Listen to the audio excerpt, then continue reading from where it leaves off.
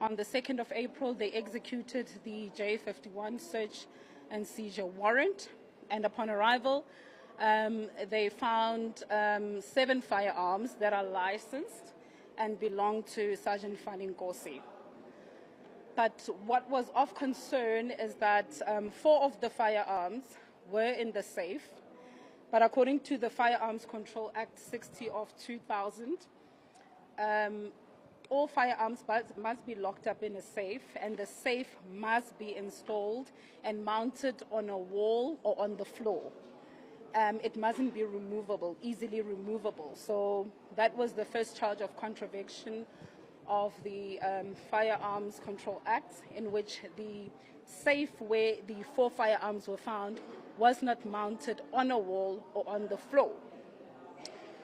They then found 3 other firearms. They found the .38 special revolver in between the mattresses of his room, which is another contravention because all firearms must be in the safe. They then found I think it's a Norinco R5 under his bed, which is another contravention. They then found a 9mm Beretta pistol in his car, in one of his cars, which is another contravention. They found multiple rounds of ammunition, 35 AK-47 rounds, your 9mm R5 rounds, and so on. But of concern as well is that they found also state-issued ammunition. And you will recall that I mentioned that on the 28th of March, he was formally suspended by the SAPS, and then he had an obligation to hand over all state property, and him being in possession of then state property, state ammunition, then it amounts to obstructing the course of justice, defeating the ends of justice, and theft as well, because he shouldn't be in possession of state property if he is on suspension. And then further investigation, they then proceed to the Wendywood, which is at the back of his house, where they then find 6 dockets. They find 6 dockets, 5 of them original dockets, 1 copy. And the 6 dockets, it's CIT robberies, 1 that happened in Roodepoort, 1 in Musina, Limpopo, 2 other car hijacking cases. So most of the dockets, all of them actually, it pertains to serious and violent crime. And then upon further investigation, what we found is that all these 6 dockets, when you look at the system, they are closed as undetected.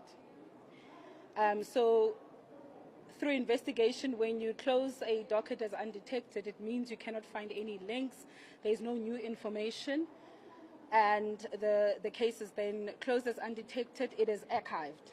So when a docket is archived, it is not allowed to be in a possession of an investigating officer. So it should be in a storage facility at that particular police station.